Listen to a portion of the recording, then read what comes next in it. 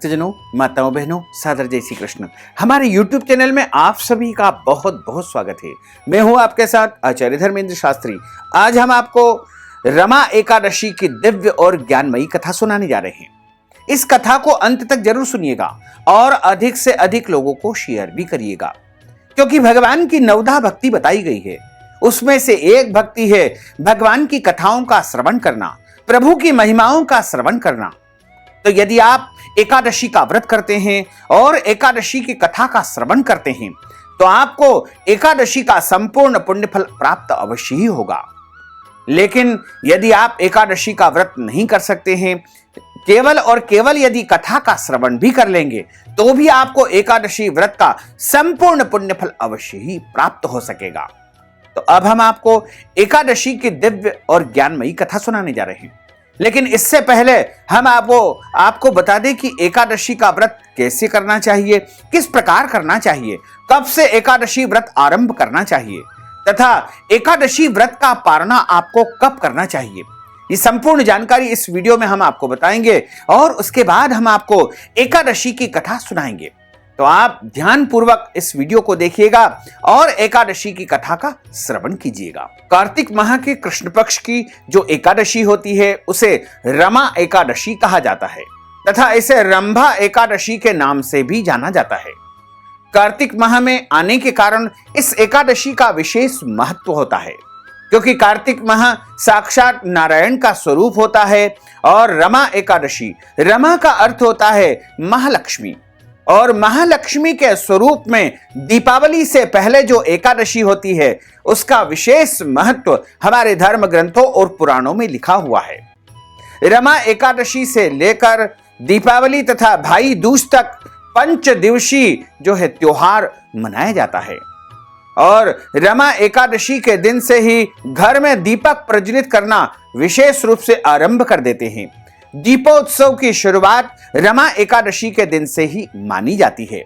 इस बार रमा एकादशी का जो महापर्व है वो 1 नवंबर 2021 सोमवार के दिन है और सभी भक्तजनों को, माताओं बहनों को एकादशी का व्रत 1 नवंबर 2021 सोमवार के दिन ही करना चाहिए तथा दशमी के जो नियम हैं उनका पालन 31 अक्टूबर 2021 रविवार के दिन दशमी तिथि के नियमों का पालन करना चाहिए।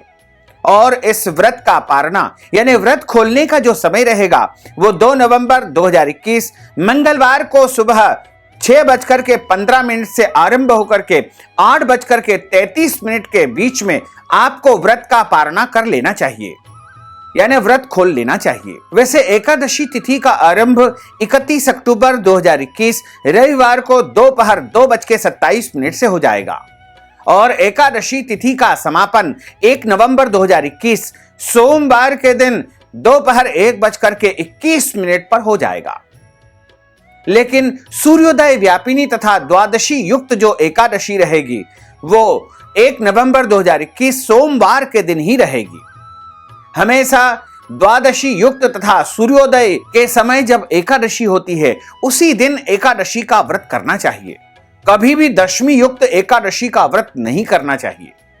तो सभी मतों को मानने वाले, चाहे स्मार्त हो अथवा वैष्णव हो, सभी को इस बार 1 नवंबर 2021 सोमवार के दिन ही एकादशी का व्रत करना चाहिए। और जो भक्त एकादशी का व्रत करते हैं उन्हें दशमी से लेकर के द्वादशी तक कुछ नियमों का पालन करना चाहिए।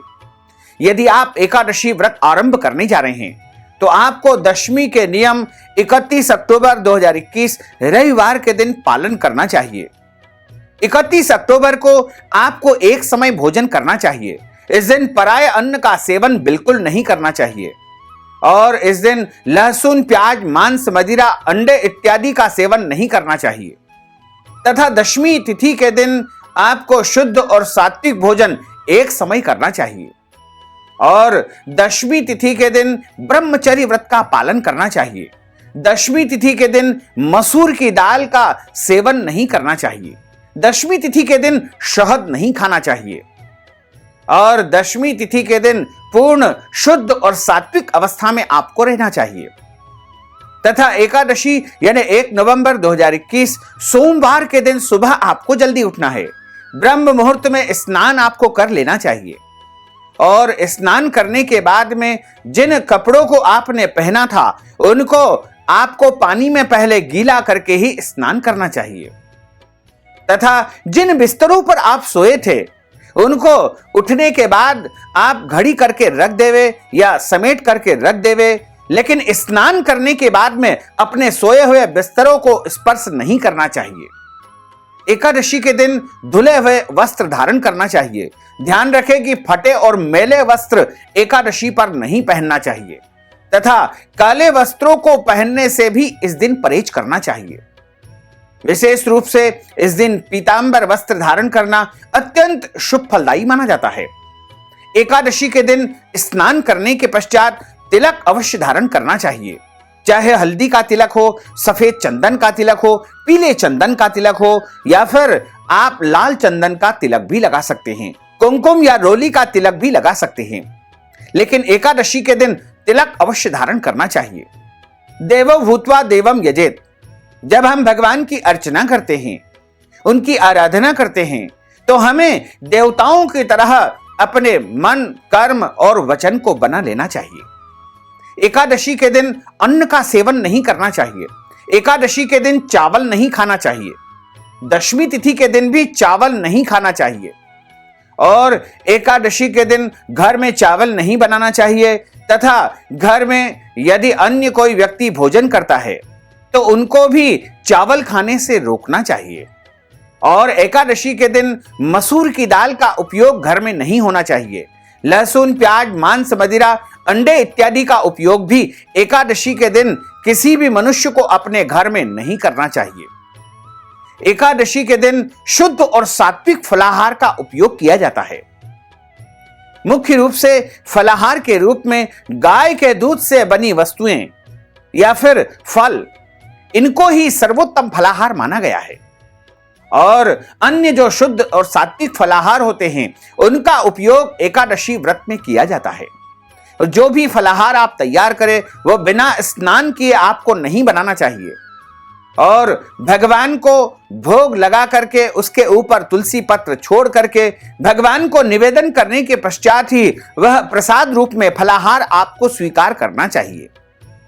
एकादशी के दिन झूठ नहीं बोलना चाहिए। एकादशी के दिन क्रोध नहीं करना चाहिए। एकादशी के दिन वाद विवाद या लड़ाई झगड़ा बिल्कुल नहीं करना चाहिए। एकादशी के दिन पेड़ पौधों को काटना अथवा छांटना नहीं चाहिए। एकादशी के दिन घर के बड़े बुजुर्ग, माता पिता, सास ससुर या अन्य वरिष्ठ जनों का अपमान नहीं करना चाहिए, इनकी सेवा करनी चाहिए। एकादशी के दिन यदि आपके घर पर कोई भी याचक या भिखारी या जरूरतमंद व्यक्ति आता है तो उसे खाली हाथ नहीं लौटाना चाहिए। अपनी श्रद्धा, भक्ति या हैसियत के अनुसार कुछ न कुछ दान पुण्य अवश्य करना चाहिए। एकादशी के दिन दाढ़ी कटिंग, शेविंग नहीं करवाना चाहिए या शरीर के अंग के कोई भी बाल नहीं कटवाना चाहिए। एकादशी के दिन विवाहित दंपति को यानी पति पत्नी को ब्रह्मचर्य व्रत का पालन करना चाहिए तथा एकादशी के दिन आपको रात्रि में जागरण करना चाहिए। माताओं बहनों को यदि एकादशी के दिन मासिक धर्म की समस्या आ जाती है तो ऐसे में उनको व्रत तो करना चाहिए, व्रत के सभी नियमों का पालन करना चाहिए, लेकिन भगवान का पूजन तथा अर्चन या स्पर्श नहीं करना चाहिए। इसी तरह आपके घर परिवार में यदि एकादशी के दिन जन्म अथवा मृत्यु का सूतक लग जाता है तो ऐसी अवस्था में उनको व्रत करना चाहिए, व्रत के नियमों का पालन भी करना चाहिए, लेकिन भगवान का स्पर्श तथा पूजन कर्म आदि कर्म नहीं करना चाहिए। और जो मनुष्य एकादशी का व्रत करता है उसको भगवान का विशेष पूजन अर्चन अवश्य करना चाहिए।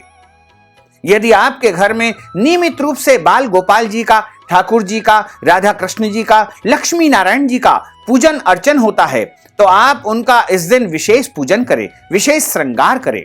और यदि नहीं होता है तो आप इस दिन अपने घर के पूजा स्थल पर या फिर पूर्व दिशा या उत्तर दिशा की ओर में एक शुद्ध पवित्र स्थान पर रंगोली या चौक बना करके आपको एक चौकी या पटे की स्थापना करनी चाहिए उसके ऊपर लाल अथवा पीला कपड़ा बिछा करके मध्य में भगवान के स्वरूप की या भगवान के चित्र की स्थापना करें और उनके दाहिने हाथ की तरफ में गेहूं की ढेरी लगा करके तांबे का लोटा रख करके उस पे कलावा बांध करके आम के पत्ते रख करके नारियल रख करके कलश की स्थापना करे तथा भगवान का विधिवत पूजन अर्चन करे, अपनी श्रद्धा और भक्ति के अनुसार उनका श्रृंगार करे, उनको नए नए वस्त्र आभूषण धराए और तुलसी जी की माला या तुलसी पत्र उनको धरावे और सुगंधित पुष्प उनको पधरावे। इस प्रकार भगवान का विशेष पूजन अर्चन करे, प्रभु की विशेष सेवा करे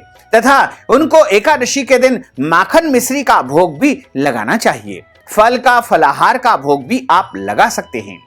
इसी प्रकार एकादशी के दिन पूरी रात जागरण करने का विधान है। यदि आप पूरी रात नहीं जाग सकते हैं तो केवल 1 प्रहर, 2 प्रहर या 3 प्रहर, जितना आपके शरीर में सामर्थ्य हो उसके अनुसार आपको जागरण करना चाहिए। और जो मनुष्य एकादशी का व्रत करता है उनको संकल्प अवश्य धारण करना चाहिए। संकल्प का अर्थ होता है प्रतिज्ञा करना या फिर शपथ ग्रहण करना। जो निष्काम व्रत करते हैं यानी बिना किसी कामना के व्रत करते हैं उनको भी संकल्प धारण करना चाहिए। और यदि आप सकाम व्रत करते हैं यानी आपके मन में कोई भी इच्छाएं हैं, मनोकामनाएं हैं, मुरादें हैं, तो भी आप संकल्प धारण करें।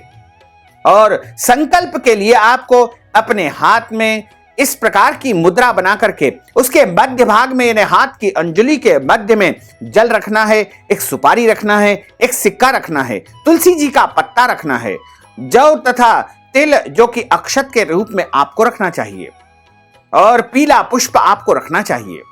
और सबसे पहले आप संकल्प जब आरंभ करते हैं तो 3 बार विष्णु विष्णु विष्णु का उच्चारण किया जाता है। ओम विष्णवे नमः, ओम विष्णवे नमः, ओम विष्णवे नमः। ओम तिथिर्विष्णु सुधावारो नक्षत्रम विष्णुरेव च योगश्च करणं विष्णुः सर्वं विष्णुमयं जगत्।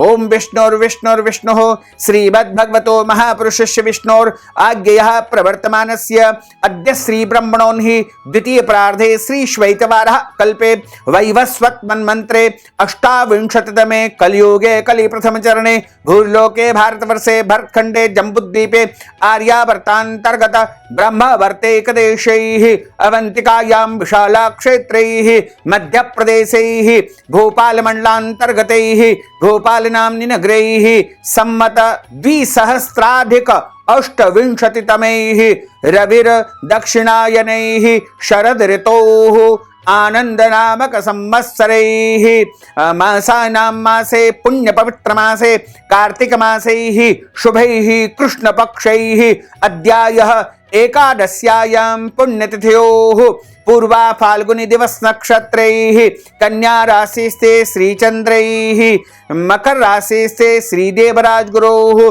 तुला राशिस्ते श्री सूर्ये शेषेषु ग्रहेषु यथा यथं राशि स्थानस्य सस्व एवं ग्रह गुणगण विशेषण विशिष्टायां शुभ पुण्यतिथोः। बोलिए मम आत्मनः। यहाँ पर आप अपने नाम तथा गोत्र का उच्चारण कर लीजिएगा। यदि आपको अपना गोत्र याद नहीं है तो अपना सरनेम जो पूरा नाम है उसका आप उच्चारण करिएगा। श्रुति स्मृति पुराणोक्त वेदोक्त फल प्राप्त्यर्थम संकल्पित कामना संसिद्ध्यर्थम लोके सभायां राजद्वारे व्यापारे कृषि कार्ये सेवा कार्ये सर्व कार्ये यश विजय लाभादि प्राप्त्यर्थम यह जन्मनि जन्मांतरे वा सकल दुर्तोपशमनार्थम 10 विधि लक्ष्मी प्राप्त्यर्थम बहुविध लक्ष्मी प्राप्त्यर्थम अप्राप्त लक्ष्मी प्राप्त्यर्थम प्राप्त लक्ष्म्यौश्चिरकाल संरक्षणार्थम सकल मनेच्छित कामना संसिद्ध्यर्थम आदिदेविक आदिभौतिक आध्यात्मिक त्रिविध तापोपशमनार्थम वात पित्त कवचन दोष परिहारार्थम आदित्याद्यावाहित नवग्रह देवताः प्रसन्नार्थम सर्वदेवताः प्रसन्नार्थम भगवते श्री लक्ष्मी नारायण देवताः प्रसन्नार्थम अद्य दिवसे कार्तिक मासे कृष्ण पक्षे रमा एकादश्यायां व्रत कर्माहम करिष्येहि। इस प्रकार भगवान को संकल्प अर्पित करने के पश्चात प्रभु से हाथ जोड़ करके निवेदन करें, प्रार्थना करें कि हे प्रभु, आज हम कार्तिक माह के कृष्ण पक्ष की एकादशी यानी रमा एकादशी का व्रत करने जा रहे हैं। हमें आप शक्ति प्रदान करें, सामर्थ्य प्रदान करें कि हम संपूर्ण विधि विधान से रमा एकादशी का व्रत करेंगे। इस प्रकार संकल्प आप करेंगे तो आपका व्रत आरंभ हो जाएगा। संकल्प का विधान आपको सुबह स्नान करने के पश्चात जब आप पूजन करते हैं उसी समय कर लेना चाहिए। यानी प्रयास करें कि जैसे ही सूर्योदय होता है उस समय आपको संकल्प धारण करना चाहिए। यदि आप सूर्योदय के समय नहीं कर सकते हैं तो बाद में जब भी आप स्नान करते हैं उस अवस्था में आपको संकल्प धारण कर लेना चाहिए। तथा 1 नवंबर 2021 सोमवार को पूरे दिन विधि विधान से व्रत रखने के पश्चात आप यदि चाहें तो एक समय फलाहार करें, और यदि आपका शरीर साथ नहीं देता है, आपको कोई बीमारी है, आपको दवाई लेनी होती है कुछ खा करके, तो आप फलाहारी वस्तु लेकर के या फलाहार करने के पश्चात दवाई ले सकते हैं। इसी प्रकार जो गर्भवती माताएं बहनें होती है वो भी अच्छी प्रकार से फलाहार करके व्रत के नियमों का पालन कर सकती है। इसी प्रकार जिन माताओं बहनों के बच्चे छोटे हैं, जो अपने बच्चों को दूध पिलाती है, वो भी अच्छी प्रकार से फलाहार लेकर के या फलाहारी वस्तुओं का सेवन करके व्रत के नियमों का पालन कर सकती है। और अगले दिन यानी 2 नवंबर 2021 मंगलवार के दिन सुबह जल्दी उठे, स्नान करें, भगवान का पूजन अर्चन करें तथा उसके पश्चात आप हाथ में जल लेकर के जिस प्रकार आपने व्रत धारण करने का संकल्प लिया है उसी तरह आप मानसिक रूप से यह कहे कि मैंने रमा एकादशी का व्रत पूरे विधि विधान से किया है और अब मैं रमा एकादशी व्रत का पारणा करने जा रही हूं। मेरा नाम यह है, मेरा गोत्र यह है। यदि आप किसी प्राणी को, किसी मृतात्मा को या किसी मृतक परिजन को एकादशी का पुण्य फल प्रदान करना चाहते हैं तो आप उनका नाम तथा गोत्र भी इस समय उच्चारित कर सकते हैं। उसके बाद आप व्रत का पारणा कर लीजिएगा। व्रत का पारणा जल से किया जा सकता है, तुलसी जी के पत्तों से किया जा सकता है, माखन मिश्री से भी व्रत का पारणा किया जा सकता है, चावल बना करके उनसे भी व्रत का पारणा किया जा सकता है। लेकिन द्वादशी को चावल अवश्य खाना चाहिए। जब हम दशमी तथा एकादशी के दिन चावल का परित्याग करते हैं तो आपको द्वादशी तिथि के दिन चावल अवश्य खाना चाहिए। और इस दिन आप चाहें तो भोजन से भी व्रत का पारणा कर सकते हैं। और यदि आपको अगले दिन कोई और व्रत करना है, जैसे प्रदोष का व्रत करना है, मंगलवार का व्रत करना है या अन्य कोई भी व्रत यदि आपको अगले दिन करना है तो आप फलाहारी वस्तुओं से, फल से, दूध से या अन्य फलाहार से भी व्रत का पारणा कर सकते हैं। और व्रत का पारणा करने के पश्चात आप शुद्ध और सात्विक भोजन करें। एक समय भोजन करें, 2 समय भोजन करें, कोई दोष नहीं होता है। और ध्यान रखें कि इस दिन भी आपको शुद्ध और सात्विक भोजन ही ग्रहण करना चाहिए। और इस विधि से यदि आप एकादशी का व्रत करेंगे तो निश्चित तौर से आपको एकादशी का संपूर्ण पुण्य फल प्राप्त होगा तथा भगवान लक्ष्मी नारायण की अपार कृपा आपके जीवन पर सदैव बनी रहेगी। बोलिए लक्ष्मी नारायण भगवान की जय, श्री वृंदावन बिहारी लाल की जय, श्री द्वारकाधीश भगवान की जय। गुरुर् ब्रह्मा गुरुर्विष्णु गुरुर्देवो महेश्वरा, गुरुः साक्षात् परब्रह्म तस्मै श्री गुरुवे नमः। श्री अखंड मंडलाकारं व्याप्तं येन चराचरं तत्पदं दर्शितं येन तस्मै श्री गुरुवे नमः। जय जय श्री राधा रमण, जय जय नवल किशोर, जय गोपी चित चोर प्रभु, जय जय माखन चोर। मात मेरी श्री राधिका, पिता मेरे घनश्याम, इन दोनों के चरणन में मेरा बारंबार प्रणाम, मेरा बारंबार प्रणाम, मेरा बारंबार प्रणाम। मोहिनी मूरत श्याम की वो मन रही समाय, जो मेहंदी के पात में लाली रही समाय। धन यौवन एक दिन उड़ जाएंगे जैसे उड़े कपूर, मन मूरख तू राम भज क्यों चाटे जगधूर। वरह पीडम नटवर वपुः कर्णयोः कर्णिकारं, बिभ्रद्वास कनककपीशं वैजयन्तीं च मालां।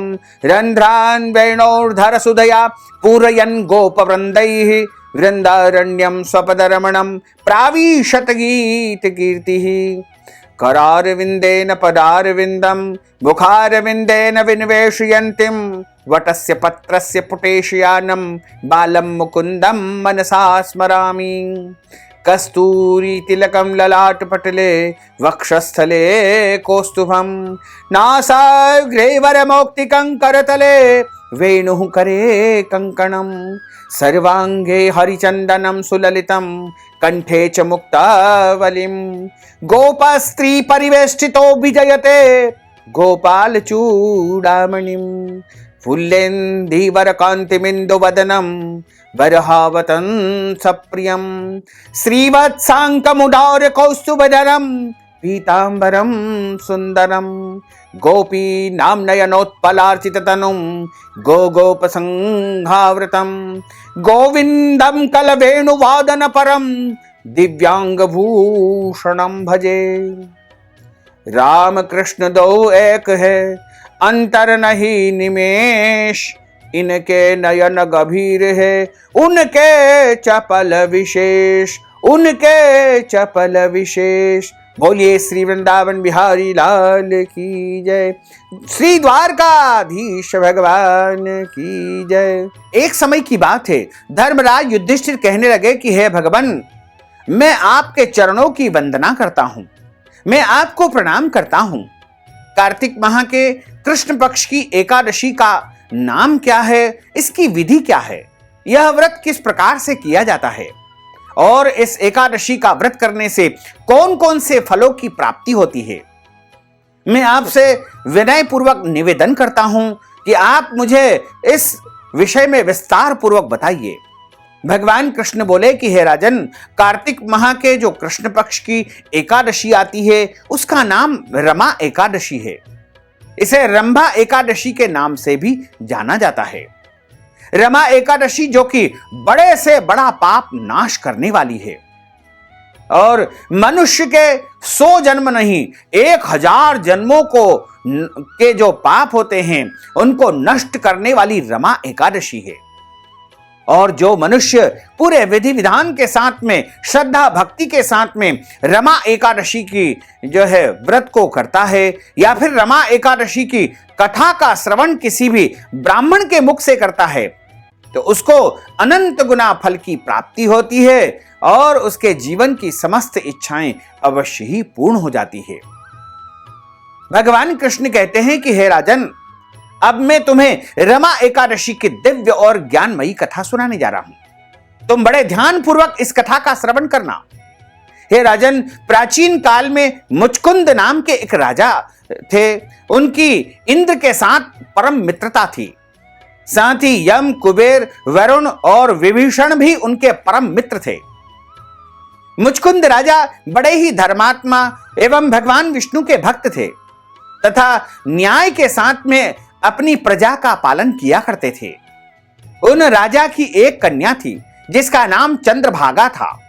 उस कन्या का विवाह चंद्रसेन के पुत्र शोभन के साथ में संपन्न हुआ।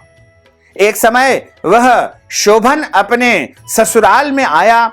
उन्हीं दिनों जल्दी ही पुण्यदायिनी रमा एकादशी भी आने वाली थी। जब कार्तिक माह के कृष्ण पक्ष की रमा एकादशी का दिन समीप आया तो चंद्रभागा के मन में अत्यंत सोच उत्पन्न हुआ कि मेरे पति अत्यंत दुर्बल है और मेरे पिता की आज्ञा अति कठोर है। दशमी तिथि को राजा ने ढोल बजवा करके सारे राज्य में, सारी प्रजा में यह घोषणा करवा दी कि एकादशी का व्रत सभी को करना है और एकादशी के दिन किसी को भी भोजन नहीं करना है। ढोल की घोषणा सुनते ही शोभन को अत्यंत चिंता हुई और अपनी पत्नी से कहा कि हे प्रिय, मुझे अब क्या करना चाहिए? मैं किसी प्रकार से भूख सहन नहीं कर सकूंगा। ऐसा कोई उपाय बताइए कि जिससे मेरे प्राण बच सके, क्योंकि मैं यदि भूखा रहूंगा तो मेरे प्राण चले जाएंगे और मेरी मृत्यु हो जाएगी। चंद्रभागा कहने लगी कि हे स्वामी, मेरे पिता के राज्य में एकादशी के दिन कोई भी प्रजाजन या कोई भी मनुष्य भोजन नहीं करता है। यहां तक कि हमारे राज्य में, हमारे पिता के राज्य में जो भी हाथी है, घोड़ा है, ऊंट है, बिल्ली है, गौ माता है और जो भी अन्य जो जीव जंतु है, वो सभी तृण, अन्न, जल आदि ग्रहण नहीं कर सकते हैं। तो फिर मनुष्य को कहना ही क्या है? यदि आप भोजन करना चाहते हैं तो किसी और स्थान पर चले जाइए, क्योंकि यदि आप यहीं रहना चाहते हैं तो आपको एकादशी का व्रत जरूर करना पड़ेगा। ऐसा सुनकर के शोभन ने कहा कि हे प्रिय, मैं अवश्य ही एकादशी का व्रत करूंगा। जो विधि के विधान ने लिखा है, जो मेरे भाग्य में होगा वह हो जाएगा, और आगे जो होगा वह देखा जाएगा। इस प्रकार से विचार करके शोभन ने रमा एकादशी का व्रत रख लिया और वह भूख तथा प्यास से अत्यंत पीड़ित होने लगा। जब सूर्य नारायण अस्त हो गए और रात्रि को जागरण का समय आया, जो वैष्णवों को अत्यंत हर्ष देने वाला था, परंतु शोभन के लिए अत्यंत दुखदायी हुआ। प्रातः काल होते ही शोभन की मृत्यु हो गई और उसके प्राण निकल गए।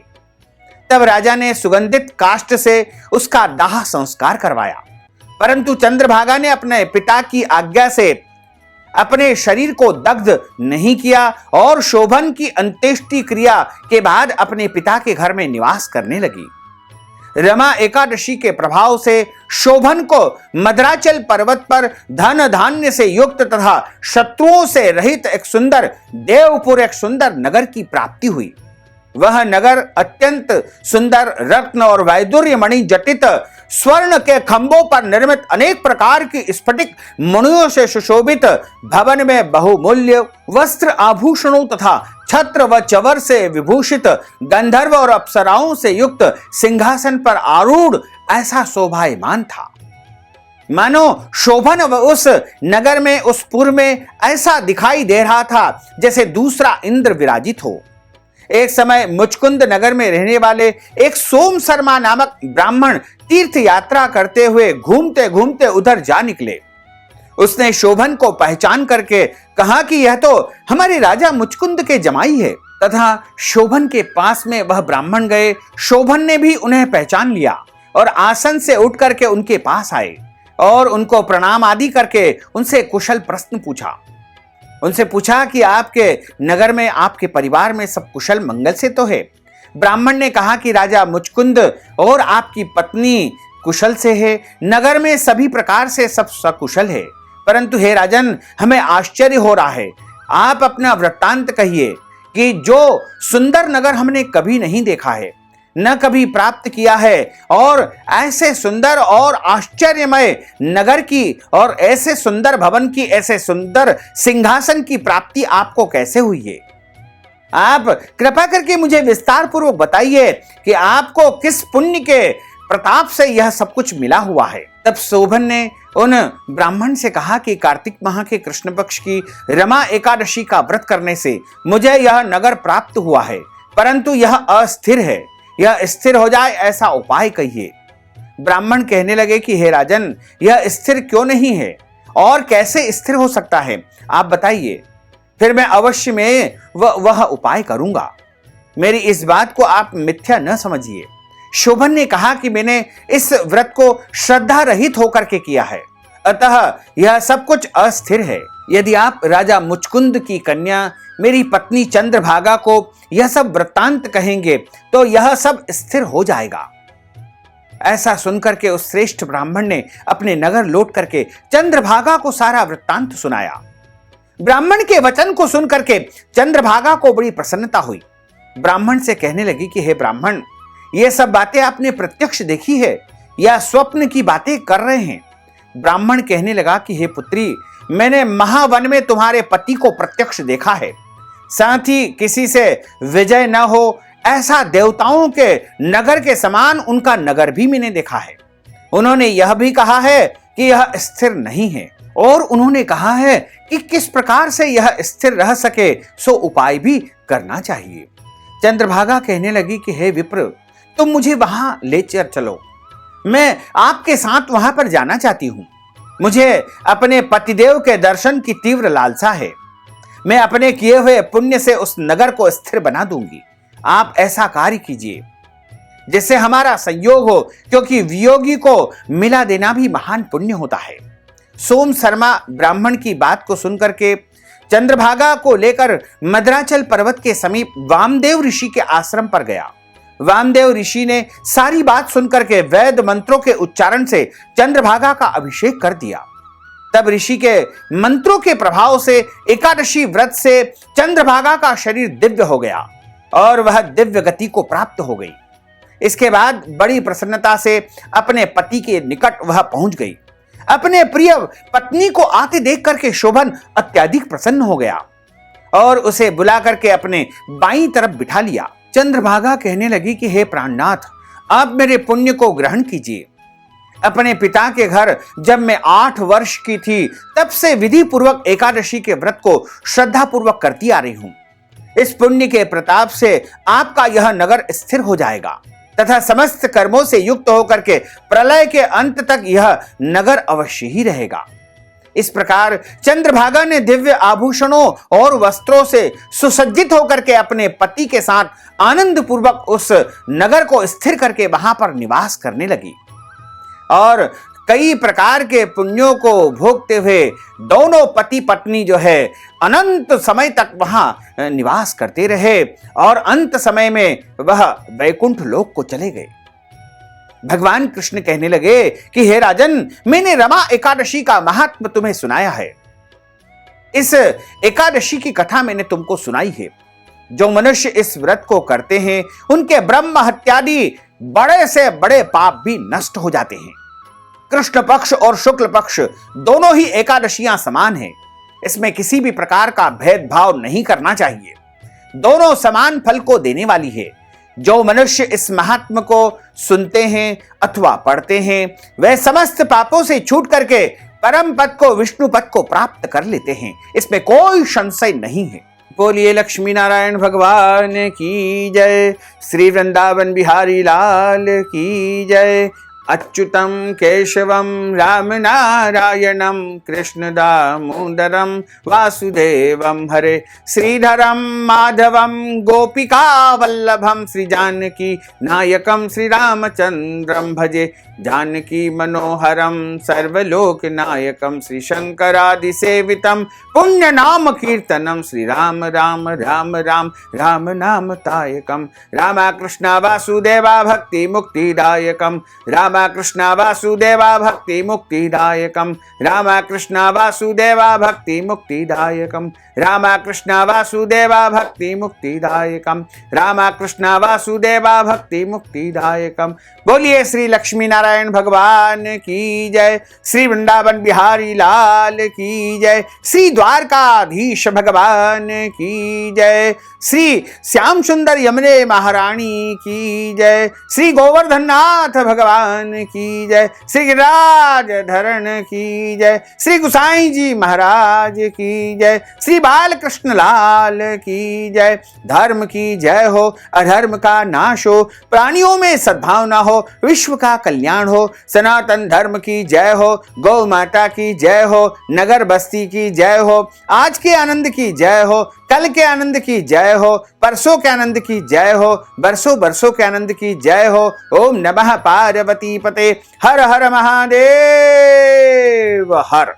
भक्तजनों, माताओं बहनों, अगर आप रमा एकादशी, रंभा एकादशी, कार्तिक कृष्ण एकादशी के निमित्त द्रव्य दक्षिणा प्रदान करना चाहते हैं, कथा की दक्षिणा देना चाहते हैं, वस्त्र दान करना चाहते हैं, गौ दान करना चाहते हैं, या फिर अन्नदान, फलाहार का दान, या फिर द्वादशी के दिन ब्राह्मणों को भोजन करवाना चाहते हैं, या फिर एकादशी का कोई भी पुण्य फल यदि आप प्राप्त करना चाहते हैं, तो आप हमें हमारे पेटीएम के माध्यम से, गूगल पे के माध्यम से, फोन पे के माध्यम से या अकाउंट नंबर के माध्यम से नगद राशि पहुंचा करके रमा एकादशी का संपूर्ण पुण्य फल प्राप्त कर सकते हैं। अब हम सभी मिलकर के आरती का गायन करेंगे।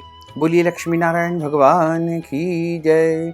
ओम जय जगदीश हरे, स्वामी जय जगदीश हरे, भक्त जनों के संकट, दास जनों के संकट क्षण में दूर करे। ओम जय जगदीश हरे, जो ध्यावे फल पावे, दुख बिन से मन का, स्वामी दुख बिन से मन का, सुख संपत्ति घर आवे, सुख संपत्ति घर आवे, कष्ट मिटे तन का। ओम जय जगदीश हरे। मात पिता तुम मेरे, शरण गहूँ मैं किसकी। स्वामी शरण गहूँ मैं किसकी। तुम बिना और न दूजा, प्रभु बिना और न दूजा। आस करूँ मैं किसकी। ओम जय जगदीश हरे। तुम पूर्ण परमात्मा, तुम अंतर्यामी। स्वामी तुम अंतर्यामी। पार ब्रह्म परमेश्वर, पार ब्रह्म परमेश्वर, तुम सबके स्वामी। ओम जय जगदीश हरे। तुम करुणा के सागर, तुम पालन करता। स्वामी तुम पालन करता। मैं सेवक तुम स्वामी, मैं सेवक तुम स्वामी, कृपा करो भरता। ओम जय जगदीश हरे। तुम हो एक अगोचर, सबके प्राणपति। स्वामी सबके प्राणपति। किस विध मिलहूँ दयामय, किस विध मिलहूँ दयामय, तुमको मैं सुमति। ओम जय जगदीश हरे। दीन बंधु दुख हरता, तुम रक्षक मेरे। स्वामी तुम ठाकुर मेरे।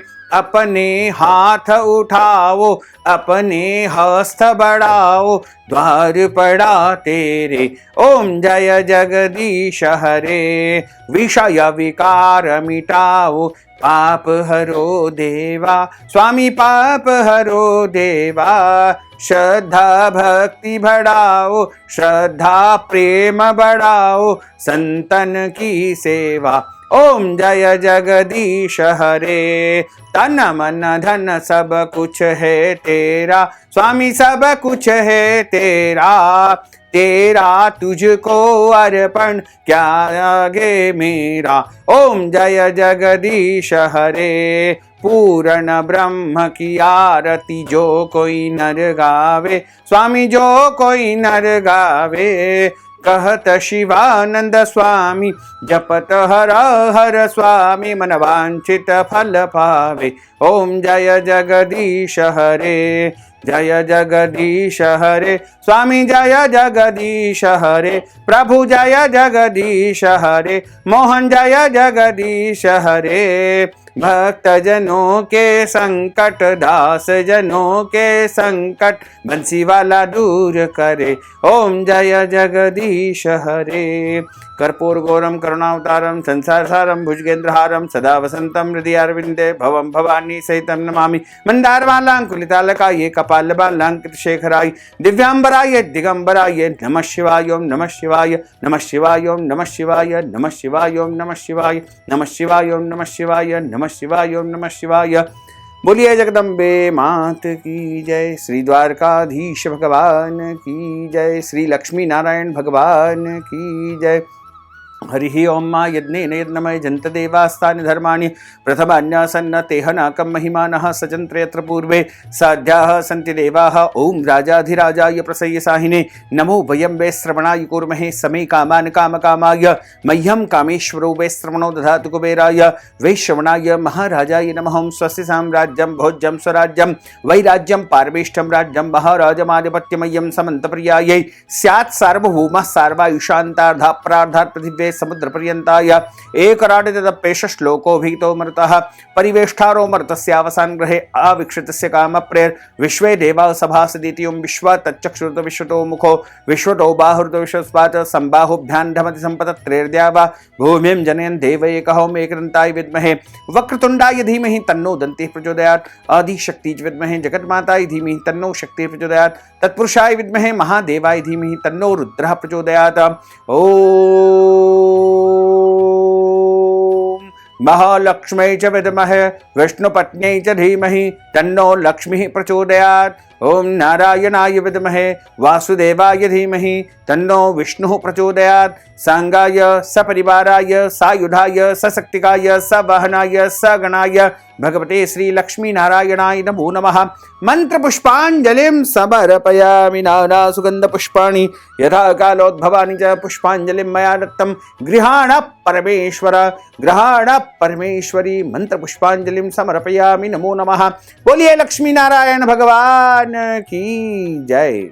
भक्तजनों, माताओं, बहनों, आपसे अनुरोध है कि ज्ञानवर्धक वीडियो को अधिक से अधिक लोगों को शेयर करिएगा, लाइक करिएगा, कमेंट करिएगा और यदि अभी तक आपने सब्सक्राइब नहीं किया तो अभी और इसी समय सब्सक्राइब अवश्य कर लीजिए। आपको और आपके पूरे परिवार को सादर जय श्री कृष्ण, सादर धन्यवाद।